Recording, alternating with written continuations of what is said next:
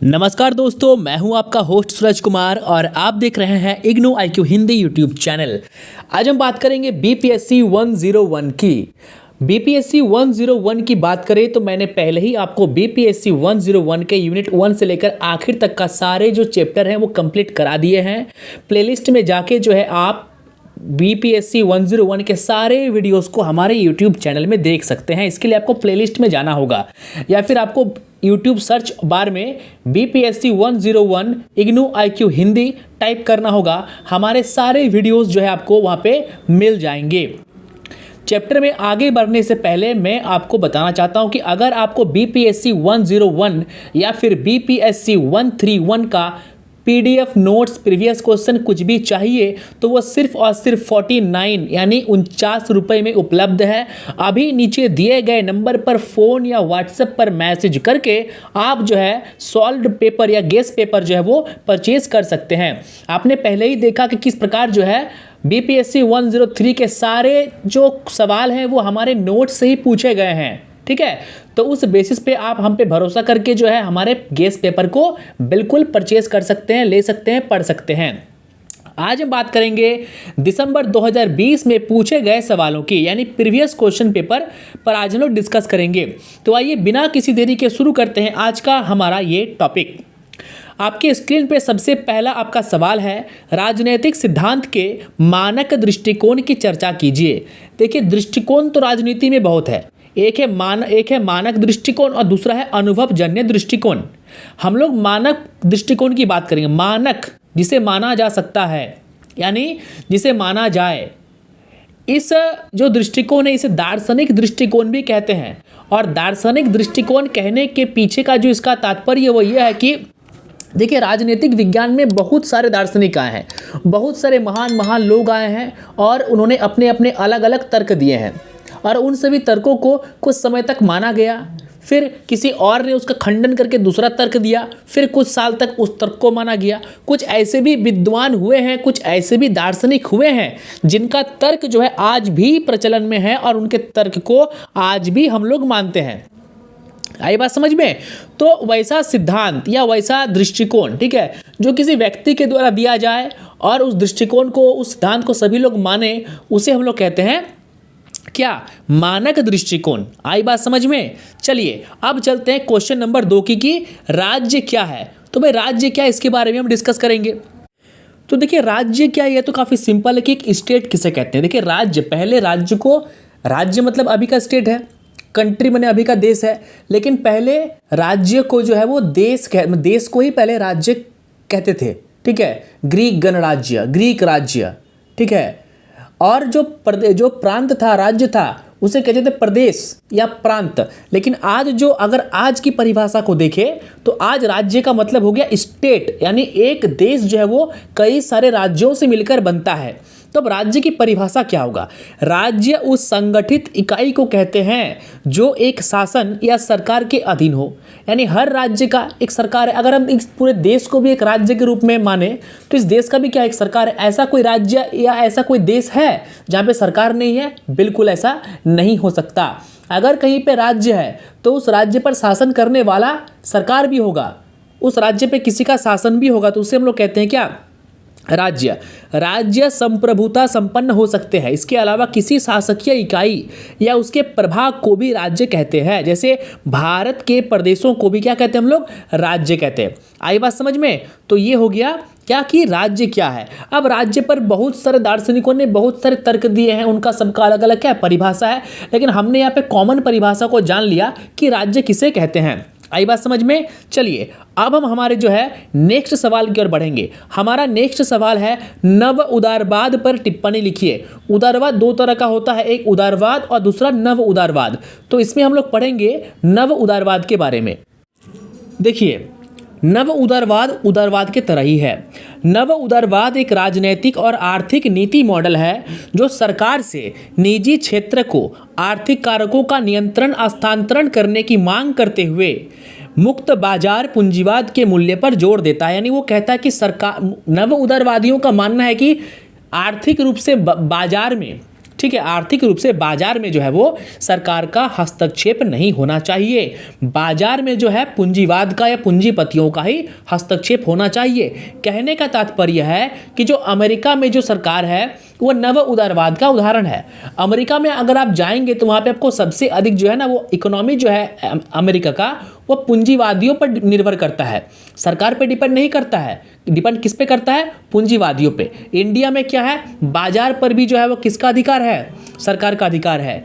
ठीक है, किसानों पर भी किसका अधिकार है? किसानों के बीज का दाम कितना होगा, फसल का दाम कितना होगा, ये निर्धारण कौन करता है? सरकार। लेकिन जो उदारवादी नव उदारवादी लोग होते हैं वो चाहते हैं कि नहीं, सरकार से ये पावर जो है हमारे पास आ जाए और हम डिसाइड करें, जनता डिसाइड करे, क्योंकि हम जनता है, हमें पता है अगर मैं टमाटर लगाने में 4 लाख रुपया इन्वेस्ट करता हूँ और टमाटर को मार्केट में ले जाकर बेचता हूँ तो मुझे 2 लाख रुपया का नुकसान होता है। ठीक है, तो उस 2 लाख की नुकसान का भरपाई कौन करेगा? तो अगर बाजार की कीमत हमारे हाथों में होगी तो हम क्या करेंगे, टमाटर की कीमत को जो अगर घट जाएगा तो उसे हम बढ़ा देंगे। इससे क्या होगा, जो हम लॉस देते हैं, हमें हानि होती है, वो हानि कम हो जाएगी। तो नव उदारवादियों का जो दोस्तों यही कहना था। ठीक है, उनका वो डिमांड करते हैं कि सभी चीज़ों का निजीकरण होना चाहिए। आप मान लीजिए कि हर चीज़ का निजीकरण हो रहा है, ठीक है, जो रेलवे है उसका निजीकरण हो रहा है या कोई और सेक्टर उसका निजीकरण हो रहा है। ये नव उदारवादी सोच है।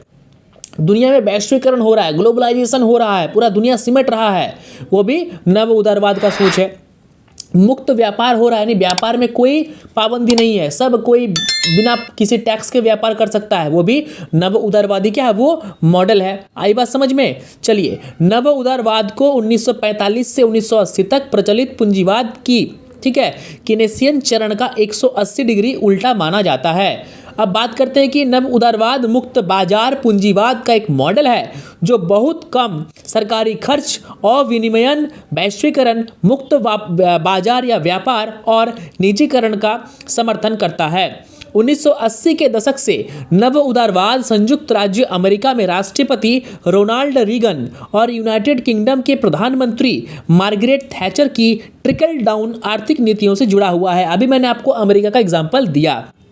सामाजिक सेवाओं को सीमित करने, निगमों को अत्यधिक सशक्त बनाने और आर्थिक असमानता को बढ़ाने के लिए नव उदारवाद की आलोचना की गई है। यानी नव उदारवाद क्या है आपने जान लिया। चलिए अब जानते कि ये आया कैसे। नव उदारवाद शब्द पहली बार 1938 में पेरिस में प्रसिद्ध अर्थशास्त्रियों का एक सम्मेलन में गढ़ा गया था। यानी 1938 में पेरिस में एक सम्मेलन हुआ था अर्थशास्त्रियों का, वहीं पर इस शब्द को जो है वो अस्तित्व में लाया गया। आई बात समझ में? तो ये था आपके सामने नव उदारवाद के बारे में। तो आए तो आपको इस तरीके से बढ़ा चढ़ा के दोस्तों जो है वो लिखना होगा। चलिए अब हम बढ़ेंगे हमारे नेक्स्ट सवाल पर। स्वतंत्रता के मार्क्सवादी सिद्धांत की चर्चा कीजिए। देखिए, स्वतंत्रता का मार्क्सवादी सिद्धांत की चर्चा हम पहले भी कर चुके हैं। स्वतंत्रता पर मार्क्सवादी सिद्धांत ये कहता है, जो मार्क्सवादी लोग होते हैं स्वतंत्रता को लेकर वो उनका ये मानना है कि किसी भी व्यक्ति को तब तक स्वतंत्रता नहीं मिल जाता या कोई भी व्यक्ति तब तक स्वतंत्र या आज़ाद नहीं हो जाता जब तक कि उसे आर्थिक स्वतंत्रता ना मिले, जब तक कि उसे आर्थिक समानता ना मिले। यानी कहने का तात्पर्य है कि एक गांव है, उस गांव में 10 लोग हैं, उस 10 लोग में 3 लोग जो है काफ़ी पैसे वाले, इतने पैसे वाले हैं कि मतलब आप कल्पना नहीं कर सकते हैं, और बाकी के जो 8 लोग हैं वो गरीब है। तो ये स्वतंत्रता नहीं है, ठीक है, ये फ्रीडम नहीं है। उनके दृष्टिकोण में फ्रीडम का अर्थ ये हुआ कि गांव के 10 लोगों के पास बराबर की संपत्ति रहेगी। ठीक है, यानी वो पूंजीवादी सरकार का खिलाफ है, वो पूंजीवादी लोगों के खिलाफ है, वे जमींदारी प्रथा और जमींदारों का विरोध करते हैं। आई बात समझ में? तो ये हो गया स्वतंत्रता का मार्क्सवादी सिद्धांत। चलिए अब हम देखेंगे राजनीतिक रूढ़िवाद क्या है। देखिए, राजनीतिक रूढ़िवाद, सबसे पहले आप ये जान लीजिए कि रूढ़िवाद क्या होता है। देखिए, रूढ़िवाद का मतलब होता है कि वैसे लोग जो पुरानी परंपराओं का समर्थन करें, वैसे लोग जो इस चीज़ का विरोध करते हैं कि नहीं, परिवर्तन नहीं होना चाहिए, किसी भी कीमत पर परिवर्तन ना हो। यानी आप भले ही आप 2300 में पहुंच जाएं, 2500 साल में पहुंच जाएं, उसके बाद भी परिवर्तन नहीं होना चाहिए। वो चाहते हैं कि जो पुरानी परंपराएं हैं वो लगातार चलती रहे, उस पर कोई बदलाव या परिवर्तन ना हो, ये रूढ़िवाद कहता है। राजनीतिक रूढ़िवाद मतलब क्या? सिंपल सा, राजनीति में लोग सोचेंगे कि राजनीति में कोई बदलाव नहीं होना चाहिए। पहले जो एथेंस शहर में, ग्रीस शहर में, ग्रीक देशों की जो राजनीति थी, यूरोप की जो डेमोक्रेसी थी, यूरोप की जो राजनीति थी, ठीक है, पॉलिटिक्स थी, वही पॉलिटिक्स आज भी चलती रहे, उसमें कोई बदलाव ना हो। आई बात समझ में? तो इसे कहते हैं राजनीतिक रूढ़िवाद। चलिए अब बात करेंगे हम लोग इकोलॉजिकल नारीवाद पर कि इकोलॉजिकल जो नारीवाद है वो है क्या। चलिए, तो आपका जो ये सवाल है कि इकोलॉजिकल नारीवाद क्या, देखिए इकोलॉजी का मतलब होता है कि पारिस्थितिकी, ठीक है, और नारीवाद मतलब नारीवाद फेमिनिज्म। तो जो ये शब्द जो है, ठीक है, पारिस्थितिक नारीवाद, इकोलॉजिकल नारीवाद, ये आपसे ऐसे भी पूछ सकता है इकोलॉजिकल नारीवाद क्या है या पारिस्थितिक नारीवाद क्या है।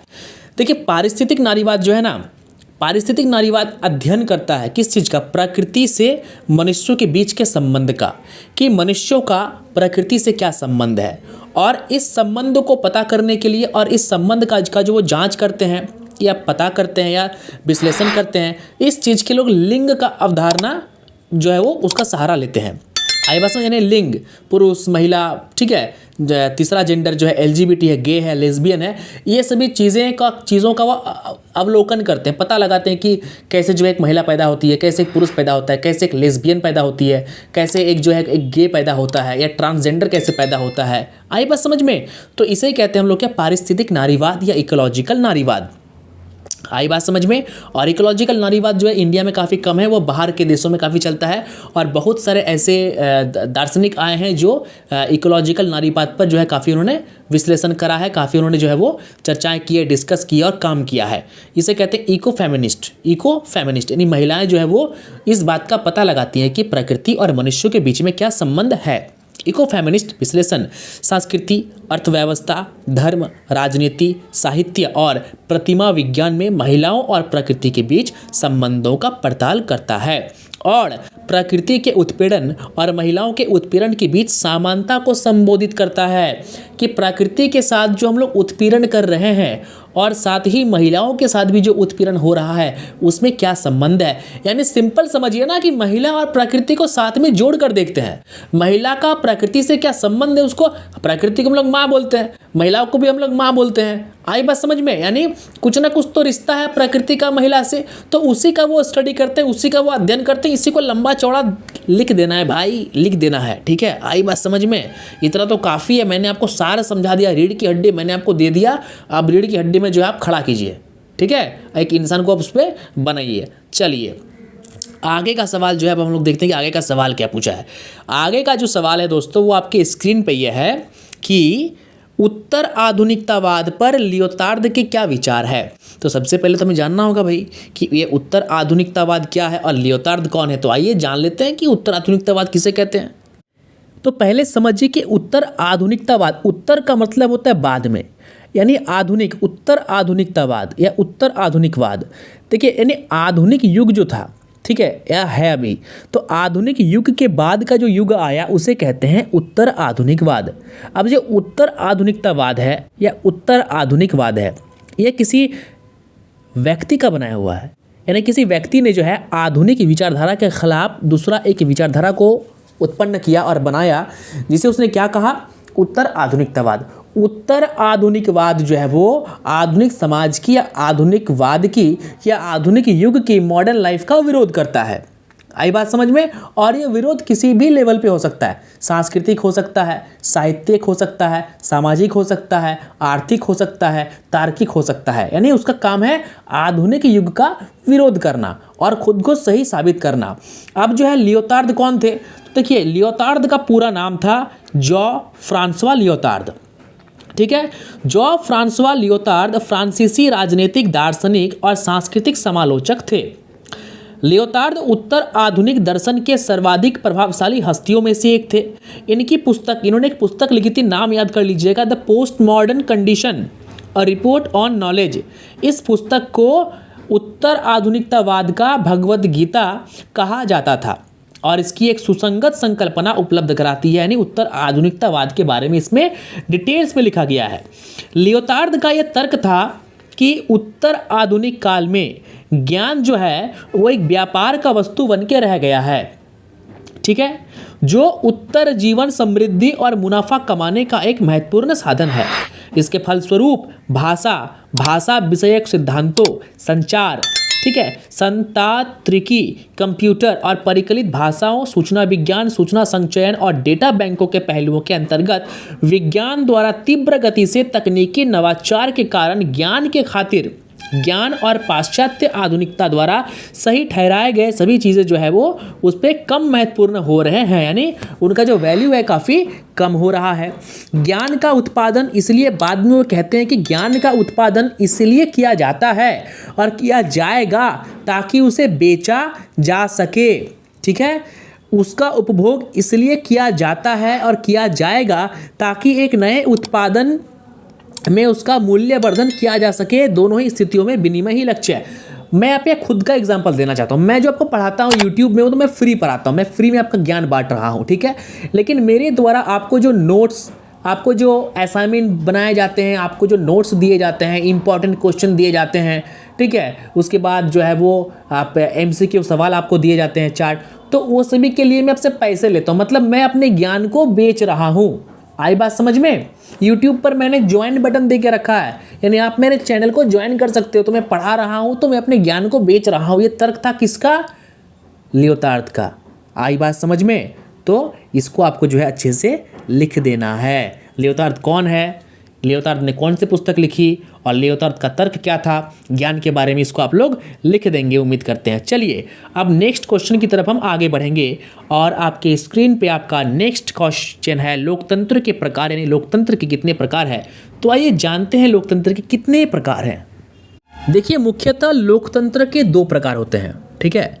लोकतंत्र का पहला प्रकार है प्रत्यक्ष और दूसरा है अप्रत्यक्ष। प्रत्यक्ष मतलब डायरेक्ट और प्रत्यक्ष मतलब इनडायरेक्ट। डायरेक्ट मतलब जनता सीधे शासन करती है और जनता सीधे नियम बनाती है देश के लिए। जनता के पास पावर है कि वो नियम बनाए, और इस चीज़ के लिए यानी प्रत्यक्ष शासन के लिए, प्रत्यक्ष लोकतंत्र के लिए आपको क्या करना पड़ेगा? जनता को पॉलिटिक्स में भागीदार होना पड़ेगा। जनता को पॉलिटिक्स आना भी चाहिए और पॉलिटिक्स में जनता होने भी चाहिए। ये हुआ प्रत्यक्ष लोकतंत्र या डायरेक्ट लोकतंत्र। अब अप्रत्यक्ष या इनडायरेक्ट लोकतंत्र क्या है? यानी जनता खुद शासन नहीं करती, बल्कि जनता क्या चुनती है? प्रतिनिधि। यानी जैसे हमारे देश में होता है, भारत में होता है, हम लोग शासन करते हैं क्या? हम लोग विधानसभा में और पार्लियामेंट में बैठ के नियम बनाते हैं क्या? नहीं। हम लोग अपना एक उम्मीदवार चुनते हैं, हम लोग अपना एक प्रतिनिधि चुनते हैं। वो जाता है विधानसभा में, वो जाता है पार्लियामेंट में और वो जाके लड़ता है हमारे लिए वो नियम बनाता है, हमारे मांगों को वो पूरा करता है। यानी वो इनडायरेक्ट है, यानी हमारी भागीदारी तो है लेकिन हम अपने हाथ से नहीं कर रहे हैं। हम एक व्यक्ति को चुन रहे हैं जो हमारे लिए बात करता है। और प्रत्यक्ष में क्या होगा? डायरेक्ट हम बात करेंगे। आई बात समझ में। तो ये हो गया लोकतंत्र के प्रकार। चलिए अब बात करेंगे प्रतिनिधित्व का अतिवादी सिद्धांत क्या है। तो प्रतिनिधित्व का अतिवादी सिद्धांत क्या, आइए पढ़ते हैं। देखिए प्रतिनिधि लोकतंत्र में जो है, ठीक है, प्रतिनिधि लोकतंत्र में अतिवाद का सिद्धांत समझिए। पहले समझिए प्रतिनिधि लोकतंत्र क्या है। प्रतिनिधि लोकतंत्र का अर्थ होता है कि हम लोग जो है, हम लोग का जो राजनीति होता है वो सीमित होता है। यानी 5 साल के लिए कोई विधायक बनता है या कोई सांसद बनता है, कोई MP बनता है, कोई प्राइम मिनिस्टर बनता है, कोई मुख्यमंत्री बनता है। तो क्या वो लाइफ टाइम के लिए बनता है? नहीं, वह सिर्फ और सिर्फ 5 ईयर्स के लिए बनता है, 5 साल के लिए बनता है। राज्यसभा का सांसद भी बनता है तो वो लगभग 6 सालों के लिए बनता है। उसके बाद उसे फिर से चुनाव लड़ना पड़ता है। फिर वो चुनाव लड़ेगा, अगर हार गया तो फुस, और जीत गया तो फिर से वो जो है वो CM PM और विधायक MLA MP बन जाएगा।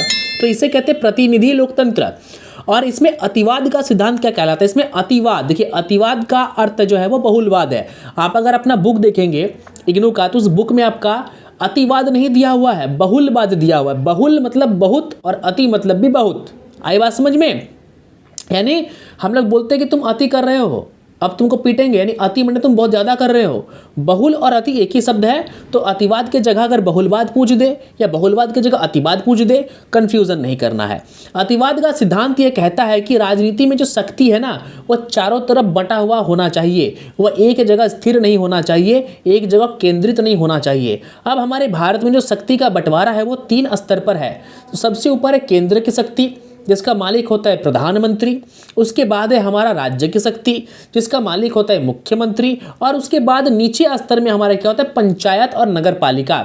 उसमें नगर पालिका है तो मेयर हो जाएगा, और पंचायत है तो वहाँ का मुखिया हो जाएगा, उसका हेड। आई बात समझ में? तो इसे ही कहते हैं प्रतिनिधि लोकतंत्र में क्या, अतिवाद का या बहुलवाद का सिद्धांत। तो उम्मीद है मैं आपको समझा पा रहा हूँ अच्छे से, और इसी को आपको लिखना है एग्जाम में।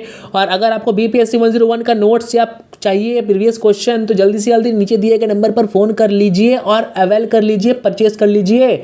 एक दिन का ही समय है, पढ़ के जाइए, उसी में से सवाल पूछा जाएगा, मेरी गारंटी है। ठीक है, 135 लोगों ने अब तक ले चुका है, आप भी पीछे मत रहिए, आप भी लीजिए। मैं आपको प्रमाण के साथ दूंगा कि आएगा, और आ चुका है बीपीएससी 103 में। मैं आपको प्रमाण भी दूंगा। ठीक है, ऐसा नहीं कि मैं ऐसे बेचने के लिए आपको बोल रहा हूं, मैं आपको प्रमाण दूंगा, फिर आप खरीदना। आई बात समझ में? चलिए अब हमारा लास्ट टॉपिक है लोकप्रिय संप्रभुता क्या है, या टिप्पणी उस पर दीजिए। तो देख लेते हैं भाई, लोकप्रिय संप्रभुता क्या है। आइए देखिए, लोकप्रिय संप्रभुता का मतलब होता है कि मान लीजिए कि आपका राज्य है और आपके राज्य के आपके नेतागण हैं। तो आपके जो नेतागण होंगे, आपके जो मुख्यमंत्री होंगे, या आपके जो मिनिस्टर होंगे आपके राज्य के, उसके लोगों की सहमति से बनाए और कायम रहते हैं। यानी वे आपकी बात सुनेंगे, आपको लेकर चलेंगे हर चीज़ में, जो सभी राजनीतिक वैधता का स्रोत है। लोकप्रिय संप्रभुता एक सिद्धांत होने के नाते किसी विशेष राजनीतिक कार्यान्वयन का संकेत नहीं देता।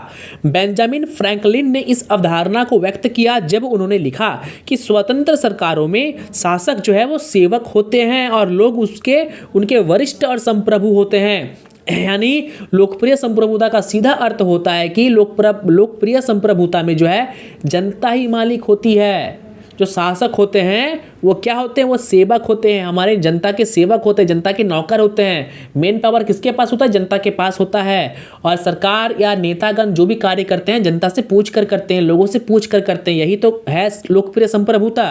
और इसी के साथ जो आपका क्वेश्चन आंसर था, आपका 2020 में जो सवाल पूछे गए थे, ठीक है, दिसंबर में, यानी आज से लगभग जो है वो 3 साल पहले, तो सारे सवालों को हमने हल कर लिया है। और एक पीडीएफ में डाउन और एक वीडियो में डाउन अपलोड करूंगा रात में, और एक वीडियो में अपलोड करूंगा फिर कल सुबह आपके एग्जाम से पहले। यानी तीनों को आप देख लीजिएगा ना, बिल्कुल एग्जाम आपका आसानी से निकल जाएगा। और अगर अच्छे मार्क्स से आप अपने एग्जाम को पास करना चाहते हैं तो उसके लिए जो है आपको हमारा जो प्रीवियस क्वेश्चन आंसर का जो सॉल्व पेपर है या आपका क्वेश्चन आंसर है, उसे आपको लेना पड़ेगा। नोट्स है उसे आपको लेना पड़ेगा। उसको लेने के बाद और इसको देखने के बाद जो इसका कॉम्बिनेशन है ना दोस्तों, काफ़ी अच्छा हो जाएगा और आप एग्जाम में आसानी से लिख पाएंगे।